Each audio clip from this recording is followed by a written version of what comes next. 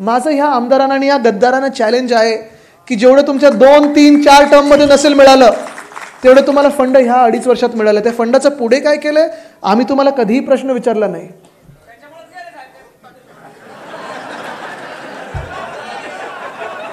म्हणून मी इथे गद्दारांवर बोलतच नाही, कारण तुम्हीच बोलताय, तुम्हालाच माहिती आहे तुमचे एकटे कसे होते.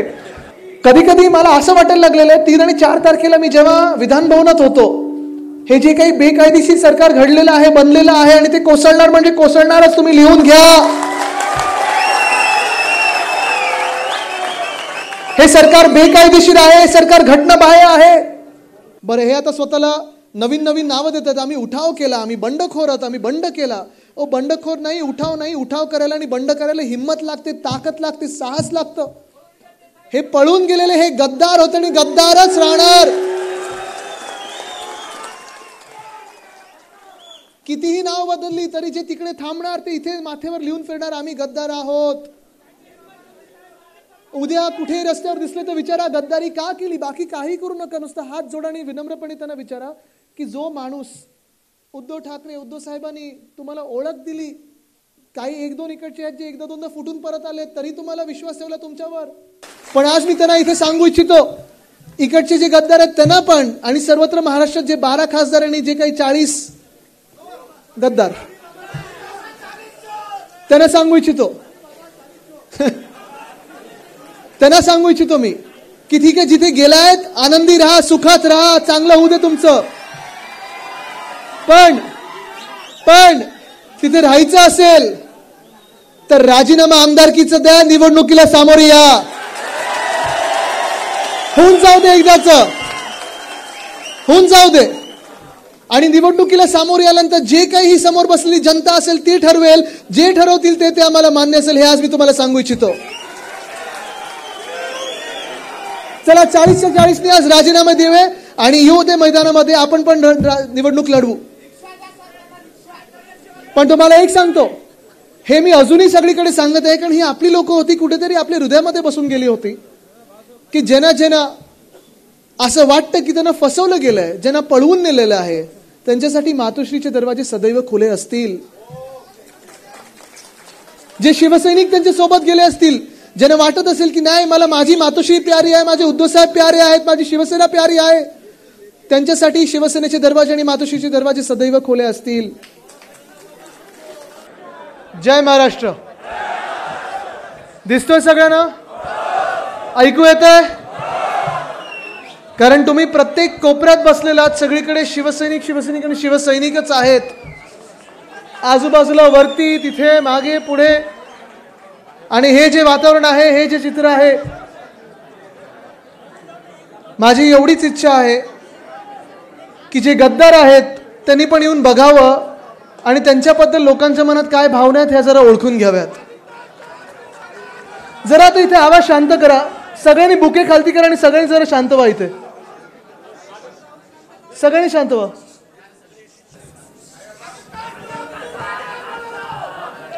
एक अत्यंत अभिमानाची गोष्ट ही आहे माझ्यासाठी, अभिमानाची गोष्ट ही आहे माझ्यासाठी की जे अनेक वर्ष आपण स्वप्न बघितलेलं, आपण आपल्या बॅनरवर लावायचो, होर्डिंगवर लावायचो, भाषणात बोलायचो, ते काम उद्धव साहेबांनी करून दाखवलं. ते म्हणजे संभाजीनगर आणि संभाजीनगरच.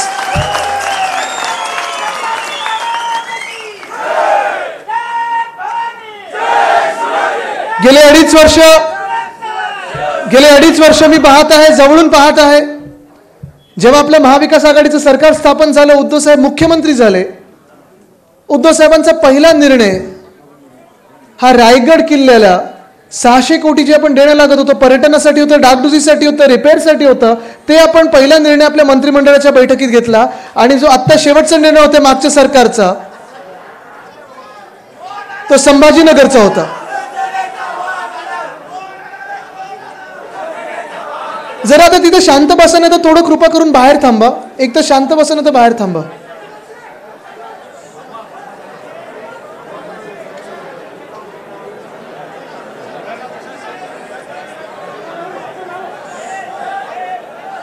बोलू का?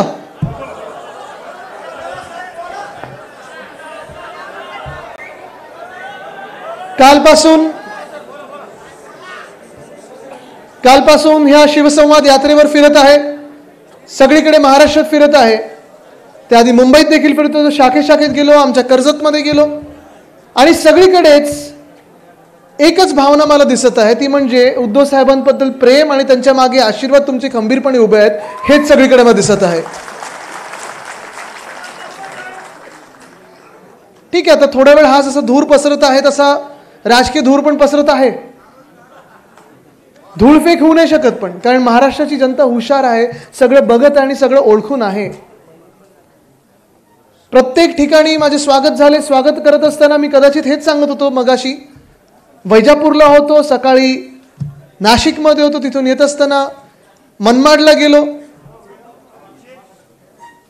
आणि हे सगळं होत असताना मला हेच बघायला मिळत आहे की प्रत्येक ठिकाणी जिथे जिथे मी येत आहे, ज्या रस्त्यावरनं मी येत आहे, तिकडचे स्थानिक गावकरी असतील, नागरिक असतील, शिवसैनिक असतील, ज्येष्ठ नागरिक असतील, महिला असतील, गाड्यांचा ताफा थांबवून मला गाडीतून उतरून माझं स्वागत करत आहेत आणि मला पाठीवर थाप मारत आहेत की सांग उद्धव साहेबांना मी तुमच्या सोबत आहे. ही भावना महाराष्ट्राची आज आहे. पण हे कसं दिवसाचं सुरू झालं तुम्हाला सांगतो. आजचा दिवस तर एवढा वेगळा आणि विचित्र आहे, म्हणजे तुम्ही बघा, सकाळी भगवान श्री रामाचं मी दर्शन नाशिकमध्ये घेतलं, जे काळाराम मंदिर येते, तिथून इथे संभाजीनगरमध्ये येताना देवगिरीचा जो किल्ला आहे तिथे येताना भद्रा मारुतीचं दर्शन आणि दक्षिणमुखी मारुती ही दर्शनं घेतली. आणि हे नातं म्हणजे एक निष्ठेचं नातं असतं. निष्ठेची परिभाषा म्हणजे हे नातं आहे भगवान श्रीराम आणि श्री हनुमानाचं. आणि आज मला बोलायला कोणावर लागतंय? त्यांचं दर्शन घेऊन गद्दारांवर. पण हेच कलियुगातलं असेल कदाचित, काय मला माहिती नाही, पण त्यांचे आशीर्वाद घेऊन आणि तुमचे आशीर्वाद घ्यायला आज सर्व महाराष्ट्रात मी फिरत आहे. जसं मी सांगितलं, एक अभिमानाची गोष्ट, संभाजीनगर शहर झाल्यानंतर, नाव आपलं हे करून घेतल्यानंतर थोडा पोरकटपणा ह्या नवीन सरकारचा आणि बेकायदेशीर सरकारचा करण्याचा प्रयत्न होता. जे जे आपण निर्णय घेतले होते त्यांनी स्थगिती दिली. त्याच्यात कुठच्या निर्णयाला स्थगिती दिली त्यांनी? संभाजीनगर नाव जे आपण केलं औरंगाबादचं, त्याला स्थगिती दिली होती. उस्मानाबादचं धाराशिव जे केलं त्याला स्थगिती दिली होती. नवी मुंबईच्या एअरपोर्टला जे आपण दिवा पाटलांचं नाव दिलं त्याला स्थगिती दिली. मला वाटतं इकडे सगळ्याच संभाजीनगरकरांनी जेव्हा आंदोलनं केली तेव्हा त्यांनी तो पूर्ण निर्णय पुनर्गठित केला. पण कदाचित त्यांचं दुःख हे पण असू शकतं दानवे साहेब, की नावाचं बदल तर झाला, नामकरण झालं, पण हे नामकरण करताना आपण कुठेही जातीपातीमध्ये, धर्मामध्ये दंगली न करता केलं आणि म्हणून त्यांच्या पोटात कदाचित दुखत असेल. सगळ्यांना मान्य असं नाव हे आपण संभाजीनगर केलं होतं, पण दंगली नाही झाल्या, कुठचा वादविवाद नाही झाला, जातीमध्ये वाद नाही झाला, धर्मांमध्ये वाद नाही झाला, दंगल नाही झाली. हे कदाचित त्यांच्या पोटात दुखलं असेल आणि म्हणून त्यांनी विचार केला असेल, चला स्थगिती देऊया, थोडी दंगल घडूया, थोडा वादविवाद वाढूया आणि मग आपण नामकरण परत करू. पण मला अभिमान ह्या गोष्टीचा आहे की गेले 2.5 वर्ष उद्धव साहेब मुख्यमंत्री म्हणून आपण काँग्रेस आणि राष्ट्रवादी काँग्रेस बरोबर घेऊन जे काही काम करत होतो महाविकास आघाडीचं, मग कोविडचा काळ असेल, अनेक वेगळ्या गोष्टींना आपण सामोरी गेलो आहोत, पण हा महाराष्ट्र शांत राहिला, प्रगतिशील राहिला आणि समृद्धीशील राहिला, ह्याचा मला अभिमान आहे. होय, मी अभिमानाने सांगू शकतो की आपण औरंगाबादचं संभाजीनगर केलं, उस्मानाबादचं धाराशिव केलं, 3 ते 4 वेळा आपण अयोध्येला गेलो. नवी मुंबईमध्ये मी स्वतः जाऊन तिरुपती देवाचं दर्शन घेऊन तिरुपतीचं मंदिर आणण्याचा प्रयत्न केला आणि तिथे आपण 10 एकर जागा दिली आहे.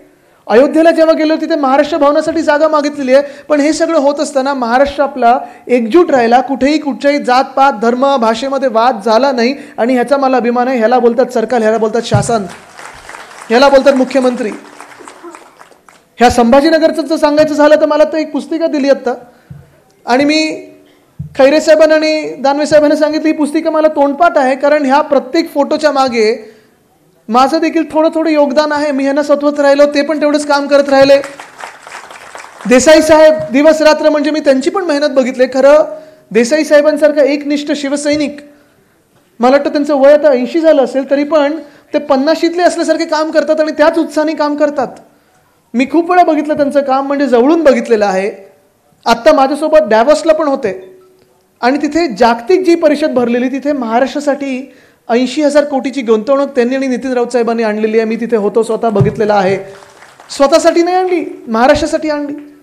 2.5 वर्षाचे काम केले त्यांनी कोविडच्या काळात. महाविकास आघाडी सरकारमध्ये देसाई साहेबांनी उद्योग मंत्री म्हणून काम केलेलं होतं आणि तुमचे पालकमंत्री म्हणून काम केलं होतं. एका बाजूला ते शिवसैनिक म्हणून संघटना बघत होते, दुसऱ्या बाजूला त्यांनी उद्योग मंत्री म्हणून महाराष्ट्रात 6.5 लाख कोटीची गुंतवणूक आणली, इकडची ऑरिक सिटी वाढवली आणि इथे नोकऱ्या उपलब्ध करण्याचं काम त्यांनी करून दिलेलं आहे. पण तसंच मी त्यांना जेव्हा जेव्हा फोन करायचो की देसाई साहेब काय करतात, उद्या आपण मुंबईत हा कार्यक्रम घ्यायचा का, ते मला सांगितले आदित्य तू कार्यक्रम करून घे, मी संभाजीनगरला चाललो, तिथे अनेक कार्यक्रम माझे लागलेले आहेत, तिथे लोकांची वेगळे वेगळे कामं करायचे, तिथे मी संभाजीनगरला चाललोय. आणि हे मी बघितलं, म्हणजे मी स्वतः, तुम्ही बघितलं असेल, ह्या 2.5 वर्षात तुम्ही मला सांगा, कधी इथे राजकीय मिळण्यासाठी नाही आलो, तो प्रत्येक वेळी विकास कामं घेऊन आलो आणि तुमची कामं करत राहिलो, तुमची सेवा करत राहिलो, संभाजीनगरची सेवा करत राहिलो.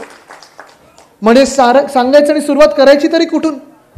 आज मी येताना पूल बघितला, 2016 MSRDC असं लिहिलंय, भगवान महावीर उड्डाण पूल असं लिहिलेलं आहे, मला आठवतं. तेव्हा मी इथे जेव्हा मला वाटतं रामदास कदम साहेब पालकमंत्री होते, खैरे साहेब आपण तेव्हा खासदार होतात, आपण MSRDC एकनाथ शिंदेजींकडे ते खातं होतं, तो पूल अनेक वर्ष तसाच्या तसा पडलेला, तो आपण पूर्ण करून घेतला होता. 2-3दा तिथे गेलेलो आहे, मला अजूनही आठवतं. आपल्या चंपलेच्या खाली इथे डांबर पहिलं सगळं लागलेलं होतं, कारण 42 डिग्रीमध्ये आपण तिथे जाऊन तो पूल पूर्ण कसा होतं ते बघून आलेलो आहे. खोतकर साहेब आपण देखील, मला आठवतं, इथूनच ह्याच रस्त्याने अनेकदा मला जालन्याकडे नेलेलं आहे, बीडकडे नेलेलं आहे, वेगळ्या वेगळ्या जिल्ह्यांमध्ये नेलेलं आहे. कारण जेव्हा जेव्हा इथे ह्या मराठवाड्यात आत्ता थोडी थोडी अतिवृष्टी व्हायला लागलेली आहे, पण आधी जेव्हा दुष्काळ असायचा, मी बघायचो ओसाड सगळं वाटायचं, जणू काही वाळवंट असेल, तेव्हा चारा छावण्या असतील, शेतकऱ्यांसाठी जी काही मदत असेल, पाण्याच्या टाक्या असतील, हे सगळं जाऊन आपण स्वतः फिरलेलो आहे, अनेकदा पायी गेलेलो आणि फिरलेलो आहे. ह्या मराठवाड्याचा आणि शिवसेनेचा इतिहास आहे.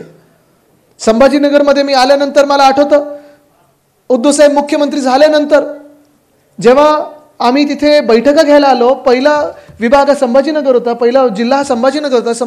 संभाजीनगर शहरात आपण कलेक्टर ऑफिसला बसलो आणि अनेक ज्या काही आपण नवीन नवीन गोष्टी करतोय त्याची आढावा बैठक घेत होतो. आणि तिथे बाहेर गेल्यानंतर बसचं एक उद्घाटन केलं, इलेक्ट्रिक बसचं. आणि हे बस, ह्याचा पाठपुरावा मी तुम्हाला अभिमानाने सांगू शकतो, एक शिवसैनिक म्हणून, ह्या राज्याचं नागरिक म्हणून माझं पण थोडं तिथे पाठपुराव्यात योगदान आहे. कारण बस आणण्याच्या मागे मी लागलेलो. तिथे बस स्टॉप बदलले, बस स्टॉपचं पूर्ण रूपरेषा बदलली. आपण कचऱ्याचे प्रकल्प आहेत, मला आठवतं जन आशीर्वाद यात्रेत आपण एका कचऱ्याचे प्रकल्प बघायला गेलो, कारण आपलं महापालिका करत होती आणि तिथून पुढे जात असताना सगळा कचऱ्याचा वास आमच्यावर होता. पण प्रकल्पावरती जे काही कचऱ्याचं केंद्र आहे, विलगीकरणाचं असेल, त्याचं पूर्ण प्रोसेस करण्याचं असेल, तिथे मी गेलेलो आहे. STPचं काम असेल, पोलीस कंट्रोल रूम असेल, महापालिकेची कंट्रोल रूम असेल, डिझास्टर मॅनेजमेंट रूम असेल. खरं सांगायचं तर ह्या संभाजीनगरमध्ये अनेक वर्ष मी आलेले, म्हणजे मला आठवतं 2004चं आपलं शिवसेनेचं अधिवेशन असेल निवडणुकीच्या आधी किंवा त्याच्यानंतरचे अनेक वर्ष शिवसैनिक म्हणून आलेलो आहे, युवा सैनिक म्हणून आलेलो आहे, अनेक मेळाव्यांना इथे आलेलो आहे.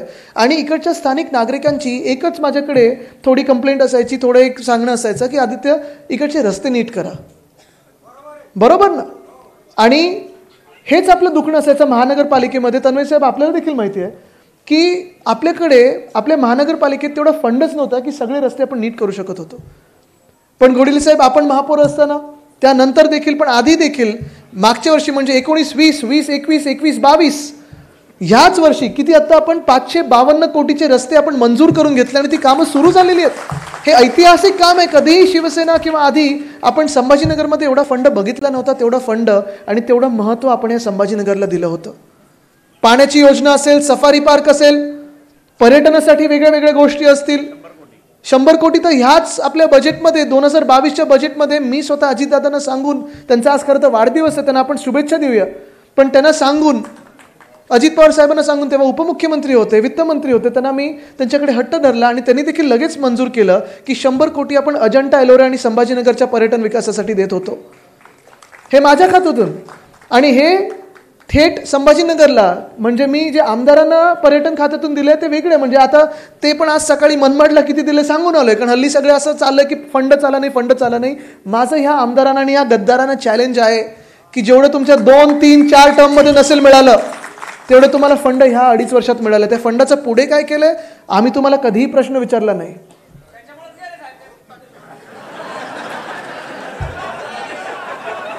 म्हणून मी इथे गद्दारांवर बोलतच नाही, कारण तुम्हीच बोलताय, तुम्हालाच माहिती आहे तुमचे इथे कसे होते. पण ह्या संभाजीनगरचा विकास हा जेवढा हृदयाच्या जवळ हिंदू सम्राट बाळासाहेब ठाकरेंच्या होता, तेवढाच पक्षप्रमुख उद्धव साहेबांच्या पण आहे आणि माझ्या पण आहे. अनेकदा आपण मला बघितलं असेल, काही काही लोकांनी बघितलं असेल नसेल, मला वाटतं एक बातमी कधीतरी मध्ये येऊन गेली, ती खरी होती, की मागच्या वेळी जेव्हा मी इथे आलेलो, 2 दिवसाचा माझा दौरा होता, अजंठा एलोराला पण जाऊन आलो, पण रात्री 1:30 की 1:45 वाजता मी आणि मला वाटतं अंबादासजी तुम्ही होतात, आपण इथे रस्त्यांवर पायी चालून बघितलेलं आहे की रस्त्यांचा दर्जा कसा आणि कुठून कुठे रस्ते जात आहेत आणि नवीन रस्ते आपण कुठे प्रस्तावित केलेले आहेत. मला कोणालाही त्या दिवशी गर्दी करायची नव्हती, कारण खूप वेळा असं असतं की राजकीय मंडळी आली की थोडे आशेपिशे फोटो काढायचे असतात, म्हणजे लोकांना कळतं की हा माणूस काम करतोय. पण मी रात्री 2 वाजता इकडच्या स्थानिक म्युन्सिपल कमिशनर रस्तिक पांडे होते, त्यांना घेऊन, पूर्ण जी कलेक्टर त्यांना घेऊन, खैरे साहेब होते, दानवे साहेब होते, आम्ही छोटीशी एक मंडळी केली आणि रात्री बघायला गेलो की हे संभाजीनगरचे रस्ते कसे होतात आणि चांगले होत आहेत. मग त्यांना मी थोडे अजून काही काही गोष्टी सांगत होतो की स्ट्रीट लाईटची डिझाईन कशी करू शकता, बस स्टॉपची कशी डिझाईन करू शकता, फुटपाथ काय रुंदीचा पाहिजे, मधला डिवायडर कसा पाहिजे. कारण ह्या सगळ्या गोष्टी जर संभाजीनगरला आपल्याला जागतिक स्तरावर न्यायचं असेल, ऑरिक सिटी जर आपल्या बाजूला येत असेल, अनेक वेगळ्या गोष्टी येत असतील, तर आपल्याला ह्या गोष्टी करणं गरजेचं आहे. त्या पुढे फरदापूरला, अजंठा एलोराच्या बाजूला गेल्या 2 महिन्यात आपण कलेक्टर साहेबांना विचारा, मी 5 की 6 बैठका घेतलेल्या आहेत. कारण संभाजीनगरचं जसं एअरपोर्ट आहे तसं इथून 160 किलोमीटरवर ते फरदापूर आहे, अजंठा आहे, आणि त्याच्यासाठी मी खास वेगळं एअरपोर्ट मागणी करत होतो आणि त्याच्या तयारीच्या बैठका आपण 5 ते 6 घेतलेल्या, त्याचा प्रस्ताव देखील आपण पाठवत होतो. जेवढ्याही आपल्याला जेवढे उद्योग इथे आणण्याचा प्रयत्न केला तो संपूर्ण केला आपण.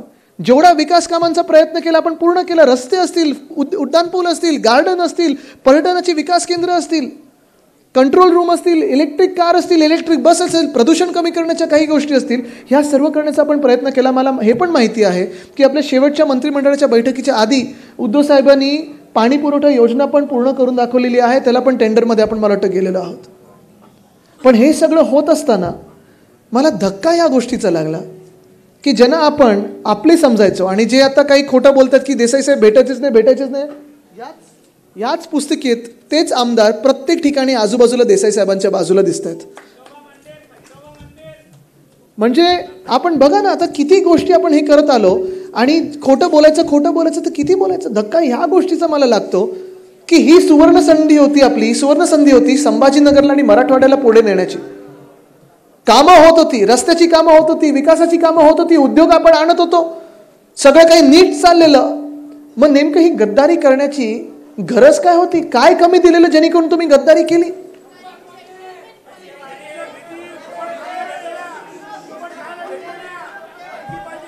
कधी मला असं वाटायला लागलेलं आहे, 3 आणि 4 तारखेला मी जेव्हा विधान भवनात होतो, हे जे काही बेकायदेशीर सरकार घडलेलं आहे, बनलेलं आहे आणि ते कोसळणार म्हणजे कोसळणारच, तुम्ही लिहून घ्या. हे सरकार बेकायदेशीर आहे, हे सरकार घटनाबाह्य आहे. पण मूळ गोष्ट हीच आहे की हे सगळं जेव्हा होत होतं तेव्हा मी होतो तिथे आणि शिवसेनेचे आपले 15 आमदार होते, त्याच्यात उदयसिंग राजपूत साहेब पण माझ्यासोबत बसलेले. शूरवीर आपले जे आमदार आहेत तिथे, जे विकले गेले नाहीत, जे इमानाला पक्के राहिले, जे शिवसैनिक म्हणून अजूनही वागतात, हे सगळे आम्ही सोबत बसलेलो. आणि मग तिथे समोरच्या बाजूला तात्पुरतं सत्तेत बसलेले आपले गद्दार होते. तात्पुरतं सत्तेत बसले ना, शब्दाचा प्रयोग लिहून ठेवा तुम्ही. तात्पुरतं ही सत्ता आहे, अल्पायुचं हे सरकार आहे, चालणार नाही, टिकणार नाही, या देशात कायद्याचं राज्य आहे. पण जेव्हा ते समोर बसलेले तेव्हा आम्ही इथे अभिमानाने स्वाभिमानाने त्यांच्याकडे बघत होतो, कारण आम्ही काही चुकीचं केलं नाही, आम्ही स्वतःचं इमान विकलं नाही, स्वतःला विकलं नव्हतं. आम्ही त्यांच्याकडे सतत टक लावून बघत होतो, बघतायत का आमच्याकडे. आमच्या चेहरे हास्य होतं. तुम्ही बघितलं असेल प्रेसमध्ये पण आमचे फोटो जे आले विधान भवनात जाताना, कदाचित आम्ही मुठभर होतो, पण मुठभर मावळे होतो आणि समोर जे बसलेले ते गद्दार होते. तिथे ते सतत नजरेला नजर मिळू शकत नव्हते. खालती बघत होते, इकडे बघत होते, तिकडे बघत होते, पण नजरेला नजर मिळू शकत नव्हते. चेहरे त्यांचे छोटे झाले होते. अजूनही तुम्ही बघा, त्यांच्या प्रेस कॉन्फरन्स बघा, त्यांचे फोटो बघा. आता मी बोलेन तर उद्या हसून येतील किंवा मुकुटे लावून येतील, पण खरे मुकुटे त्यांचे आत्ता फाटलेले आहेत. आत्तापर्यंत जे सांगत होते की उद्धव साहेबांबद्दल मनात आदर आहे, प्रेम आहे, आदित्य ठाकरेबद्दल प्रेम आहे, आदर आहे, ठाकरे परिवाराबद्दल, शिवसेनेबद्दल प्रेम आहे, आदर आहे, काल आणि आज त्यांचे स्टेटमेंट्स बघा, त्यांच्या मनात जे काही खरं होतं ना ते आता समोर यायला लागलेलं, धमक्या देतात समोरून.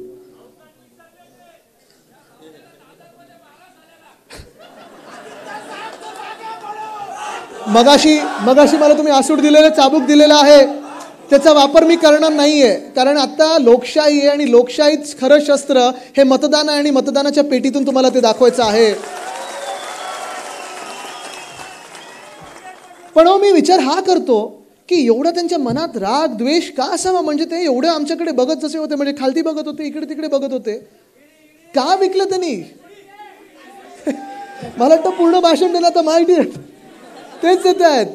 कारण हे तुम्ही आता लोकांमध्ये जाऊन सांगायला पाहिजे की हे नक्की झालं तरी का, कसं झालं. आणि मी जो विचार करत होतो की आम्ही नक्की चुकीचं काय केलं जेणेकरून हे ना आमच्याबरोबर असं वागायला लागलं. सगळं काही नीट चाललेलं, महाराष्ट्र पुढे चाललेला, आपण शेतकऱ्यांची कर्जमुक्ती केलेली, जे नियमित परतफेड करतात त्यांना आपण 50,000 रुपये देणार होतो, किल्ल्यांची डागडुजी चाललेली, रस्त्यांचे विकास कामं चाललेले, अनेक वेगवेगळ्या शहरांमध्ये विकास कामं चाललेले, ग्रामीण भागात विकास कामं चांगली चाललेली, लोक सगळे एकजूट झालेले. कोविडचा काळ नीट हाताळलेला आपण, पण हाताळलेला हा काळ विसरून गेले. आणि ही गद्दारी जी झाली, ती गद्दारी कशी झाली, कधी झाली, हे आपल्या डोळ्यात देखत झाली, तरी देखील आपण यांच्यासमोर डोळे बंद करून बसलो आणि ह्यांना मिठी मारून बसलो. आणि हीच मिठी आपल्याला भारी पडली, कारण त्यांनी हातात खंजीर कधी होता हे आपल्याला दिसलंच नाही. बरं, हे आता स्वतःला नवीन नावं देतात, आम्ही उठाव केला, आम्ही बंडखोर आहोत, आम्ही बंड केला. बंडखोर नाही, उठाव करायला आणि बंड करायला हिंमत लागते, ताकद लागते, साहस लागतं. हे पळून गेलेले हे गद्दार होते आणि गद्दारच राहणार. कितीही नाव बदलली तरी जे तिकडे थांबणार ते इथे माथेवर लिहून फिरणार, आम्ही गद्दार आहोत. उद्या कुठे रस्त्यावर दिसले तर विचारा गद्दारी का केली, बाकी काही करू नका. नुसतं हात जोडा आणि विनम्रपणे त्यांना विचारा की जो माणूस उद्धव ठाकरे, उद्धव साहेबांनी तुम्हाला ओळख दिली, काही 1-2 इकडचे आहेत जे एकदा दोनदा फुटून परत आले तरी तुम्हाला विश्वास ठेवला, तुमच्यावर तिकीट दिली. तुम्ही आता दानवे साहेब काय सांगत होतात, नगरसेवक असतील, स्टँडिंग कमिटी असेल, आमदार असतील, खासदार असतील, कधी महापौर होते, सगळं काही तुम्हाला दिलं, मग बरोबर त्याच माणसाच्या पाठीत खंजीर का खूप असलात. अजून काय द्यायचं होतं, काय कमी केलं का तुमच्याशी, तुम्हाला काही कमी दिलं का, बाकी काही करू नका. त्यांना नम्रपणे हात जोडून विचारा की आम्ही कमी काय केलं या ठाकरे परिवाराने, उद्धव ठाकरेंनी तुम्हाला कमी काय दिलं. तुम्हाला प्रेम दिलं, तुम्हाला आशीर्वाद सगळे उद्धव साहेबांनी दिले, हिंदुराष्ट्र सम्राट बाळासाहेब ठाकरेंनी दिले, पदं दिली, तिकीट दिली, सगळा प्रचार तुमच्यासाठी दिवस रात्र केलाय, मी बघितली ती मेहनत. आणि हे सगळं दिल्यानंतर कदाचित आम्ही जास्ती दिलं आणि अपचन हे ना झालं म्हणून त्रास आपल्याला भोगावा लागतो. असतं ना खूप, पण आपण जास्ती खातो आणि अपचन होतं, मग जेलुसील घ्यायला लागतं. तसं जेलुसील घ्यायला हे पलीकडे गेले असतील, बरोबर ना. नाही तर अजून काय चूक केली, आम्ही काय कमी दिलं आहे ना. म्हणजे तुम्ही माझा विचार करा, मी 32 वर्षाचा एक माणूस जो राजकारणात आलो, 10 वर्ष मी ह्या राजकारणात आहे आणि मला नेहमी सांगितलं जायचं की जेव्हा मी या राजकारणाबद्दल बोलायचं, मला एक गोष्ट सगळे सांगायचे की आदित्य तुला राजकारणात जायचं, ठीक आहे, तुला आवड आहे राजकारणाची, पण एक तुला सांगतो मी, आणि अनेक मला ज्येष्ठ लोकांनी सांगितलेलं आहे की राजकारणात चांगल्या लोकांना स्थान नसतं. हे मला अनेक लोकांनी सांगितलंय. अरे माईकचं काय होतंय, ऑडिओ गेला तिकडे, अरे या लाईनचा ऑडिओ का बंद केला, ऑडिओ होतोय का. हे मला अनेक लोकांनी सांगले की राजकारणात चांगल्या लोकांना स्थान नसतं. आणि म्हणून कदाचित आज हिंदुराष्ट्र सम्राट बाळासाहेब ठाकरेंच्या पुत्राला त्यांनी जसं खुर्चीवरनं पाय उतार करायला लावला, मुख्यमंत्री पदाकडून दूर केलं, त्यांनी विश्वासघात केला, गद्दारी केली, ते हेच सिद्ध करायला असेल की राजकारणात चांगल्या लोकांना स्थान नसतं. पण आज मी जो तुमच्यामध्ये फिरत आहे, तुमचे आशीर्वाद मागत आहे, तुमचं प्रेम मागत आहे, ते एवढ्यासाठीच मागत आहे, तुम्हाला एवढंच विचारायला, तुमची ताकद आणि तुमची शक्ती एवढ्यासाठीच घ्यायला की मला हे जगाला सिद्ध करायचं आहे की राजकारणात चांगल्या लोकांना स्थान आपण निर्माण करून देणार म्हणजे देणारच.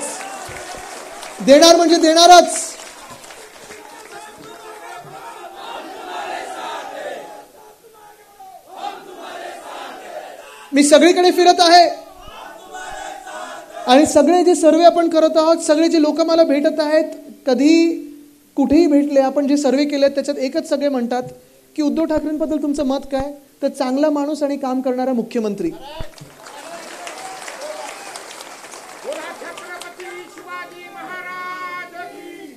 मी काल परवाकडे मला एका मावशींनी जवळ घेतलं, काल परवाकडे दादा काल बस जरा मला बोलू दे होतं. काल परवाकडे मला सांगतो ना तुला.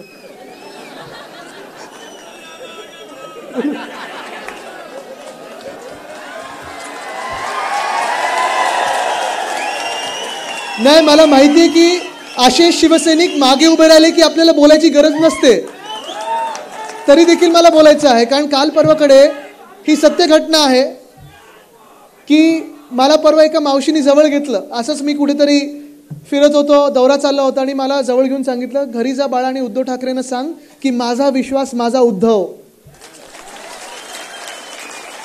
ही भावना आहे आणि लोकांमधली भावना आहे. म्हणजे तुम्ही बघा, गेले 2-2.5 वर्षामध्ये जे सर्वे देश पातळीवर झालेले आहेत की मुख्यमंत्री सर्वोत्तम कोण, तर टॉप 5 मध्ये दोन्ही वेळा आपल्या महाराष्ट्राचं नाव आलेलं आहे, उद्धव साहेबांचं नाव आलेलं आहे. आणि मग हे असं सगळं काम चालू असताना नक्की यांच्या पोटात दुखलं तरी काय की सगळं नीट चाललेलं आहे, तुम्हाला सगळं जे काही देऊ शकलो ते दिलेलं आहे. काही काही लोकांना तर अशी पदं दिली, अशी मंत्रीपदं दिली जी कधीही कुठच्या मुख्यमंत्र्यांनी सोडली नव्हती. 35 वर्ष असतील, 40 वर्ष असतील आपल्याकडे ठेवलेली अशी जेव्हा तुम्हाला पदं देतो तर नक्की तुम्हाला अजून काय पाहिजे होतं, काय घ्यायचं होतं की तुम्हाला ही गद्दारी करायला लागली. ठीक आहे, जे झालं असेल ते झालं असेल, अजूनही मी मान्य करायला तयार आहे. कारण जे काही द्वेष राग मी त्यांच्या चेहऱ्यावर बघितलाय, माझ्या चेहऱ्यावर आहे का? नाहीये. माझ्या मनात नक्की दुःख आहे की ही आपली लोक ज्यांना आपण आपले समजायचो, कधी काका म्हणून हाक मारायचो, कधी बाजूला बसलो होतं, कधी यांच्यासोबत प्रवास केलेला आहे, यांच्यासोबत दिवस रात्र प्रचार केलेला आहे, मेहनत केलेली आहे, ह्याच लोकांनी माझ्या वडिलांच्या पाठीत खंजीर का खूप असला, माझ्या पक्षप्रमुखांच्या पाठीत का खंजीर खूप असला, माझ्या मुख्यमंत्र्यांच्या पाठीत का खंजीर खूप असला, हा प्रश्न येतोच मला. पण आज देखील मी तुमच्या साक्षीने इथं त्यांना सांगू इच्छितो, आज प्रेस तर इथे आहे, त्यांना सांगू इच्छितो की ठीक आहे, तुमच्यावर काहीतरी दडपणं असतील, मला माहित नाही, दडपणं असतील, कदाचित प्रेशर कुठचं असू शकतं, तुम्हाला जास्ती माहिती असेल, मला माहिती नाही, तुम्हाला माहिती आहे. कारण आजकाल काही गुपितं जास्ती व्हॉट्सअपवर फिरतात. पण तुमच्यावर दडपणं असतील, असू द्या, तुम्ही तिथे गेलात ना, आनंदी राहा, सुखात राहा, माझ्या मनात तुमच्याबद्दल काही वाईट नाहीये. जे संस्कार माझ्यावर झालेले ते असेच झालेत की सगळ्यांबद्दल चांगला विचार करा, कोणाबद्दल वाईट विचार करू नका.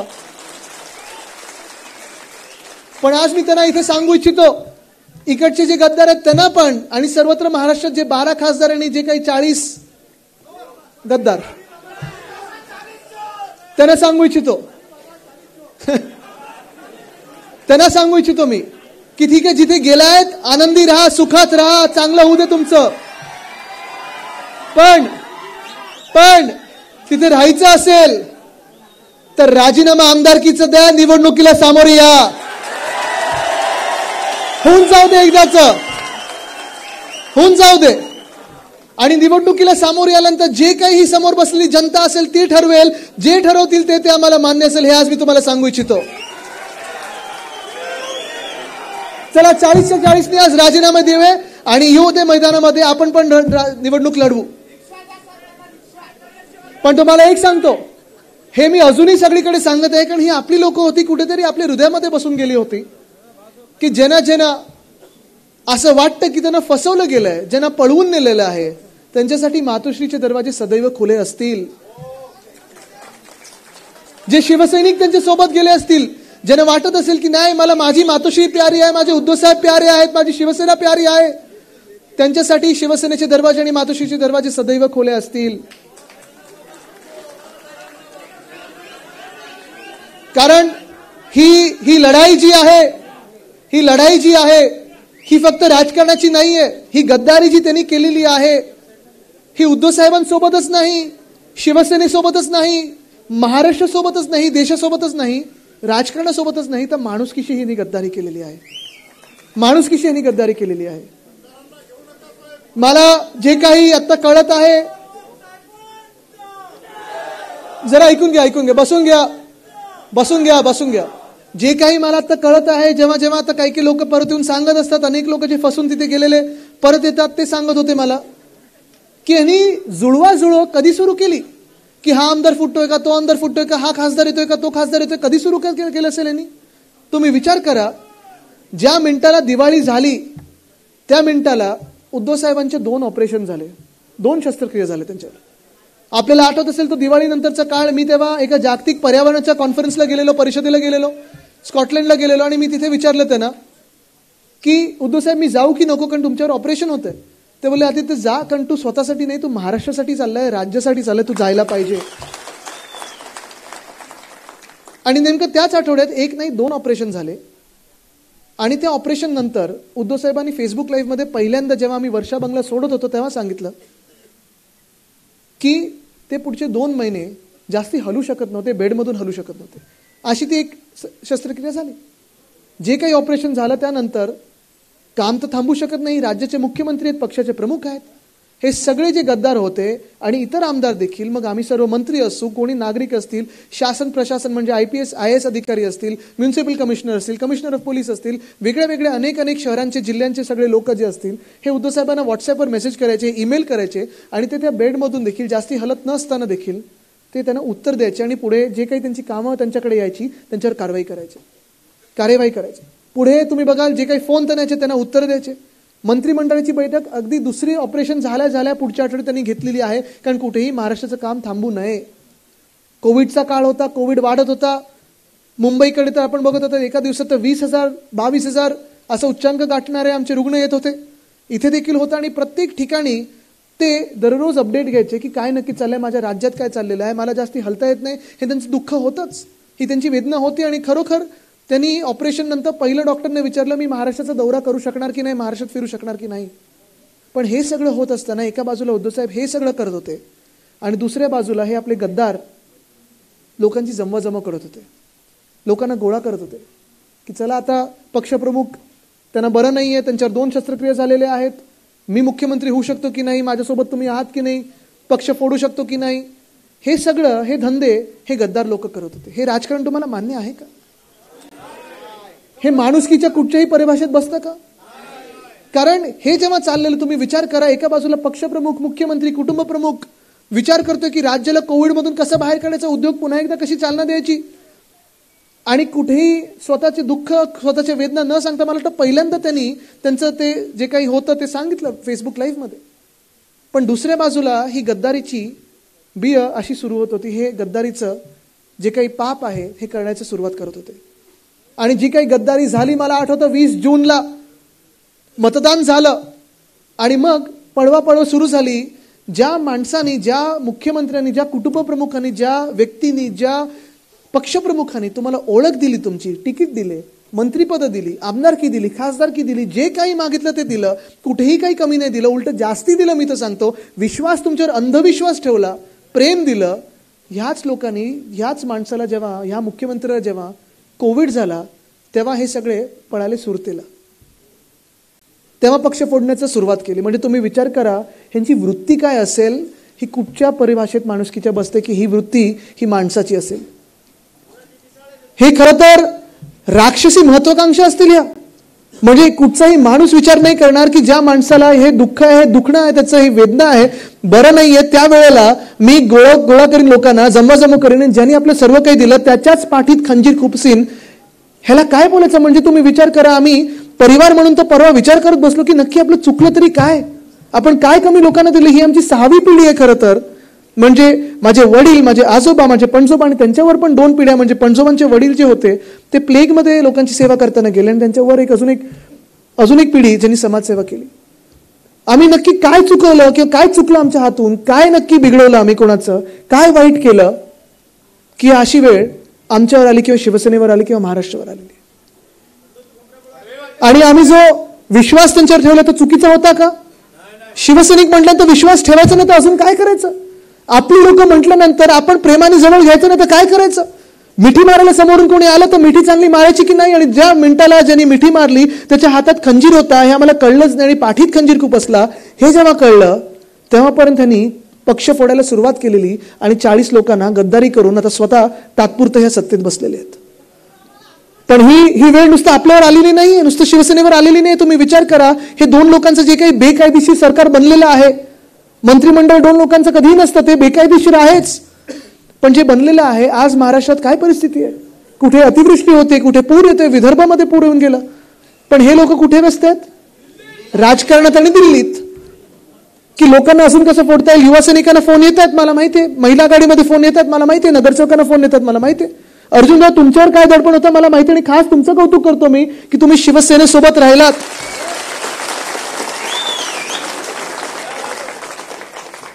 पण हे सगळं मला तरी पटणारं राजकारण नाहीये. हे आपल्याला बदलायचं आहे, आणि म्हणून आज मी तुमचे इथे प्रेम आणि आशीर्वाद घ्यायला आलोय. कारण तुम्ही विचार करा, जेव्हा आम्ही चौघं घरी बसतो आणि विचार करतो की काय नक्की चुकवलं, तेव्हा दुःखातून पुढे यायला आम्हाला तुमची सर्वांची गरज आहे, तुमच्या प्रेमाची आणि आशीर्वादाची गरज आहे. मनात कुठेही असून राग नाहीये. राग असतं तर तो चाबूक वगैरे आम्ही आपटलं असतं. पण हे ज्यांना आपण आपले लोक समजायचो, ज्याने आपण पुढे आणलं, मी त्यांना स्वतः गेली 10 वर्ष तर राजकारणात आहे, पण त्याच्या आधी देखील ज्यांच्यासोबत फिरलेलो आहे, ते रूममध्ये त्याच खोलीत असताना मोठ्या साहेबांबरोबर असेल, साहेबांबरोबर असेल, मी तिथे खेळलेलं, क्रिकेट खेळलेलं, सगळं बसलेलं त्यांच्या गमती जमती ऐकत. ह्या लोकांना आपण सर्व काही दिल्यानंतर हे आपल्याला असं वागणूक देतील, हे दुःख नाही तर अजून काय असावं. तरी देखील आज जे काही प्रेम मिळत आहे आम्हाला, लोकांकडून असेल, सगळीकडून, तुमच्याकडून असेल, जनतेकडून असेल, प्रत्येकाचा विश्वास हा उद्धव साहेबांवर आहे. कारण चांगला माणूस आणि आपला माणूस म्हणून त्यांची ओळख झालेली आहे. इथे मी काही लढाई पुकारायला आलेलो नाहीये. मला माहिती आहे की आपण जेव्हा मतदान असेल तेव्हा तुम्ही जिंकून दाखवणार म्हणजे दाखवणारच. पण आज तुमचं प्रेम आणि आशीर्वाद घ्यायला आलं, आणि ते प्रेम आणि आशीर्वाद मला जरा हात वरती करून तुम्ही द्या. हेच प्रेम आलं पाहिजे आणि हेच आशीर्वाद पाहिजे. एवढंच घेऊन पुढे निघायची आपली परवानगी घेतो, आणि असंच प्रेम आणि असेच आशीर्वाद आमच्या सोबत नेहमी ठेवा. नक्कीच नावाला जगीन आणि कामाला जगीन. धन्यवाद. जय हिंद, जय महाराष्ट्र, वंदे मातरम. एबीपी माझा, उघडा डोळे बघा नीट.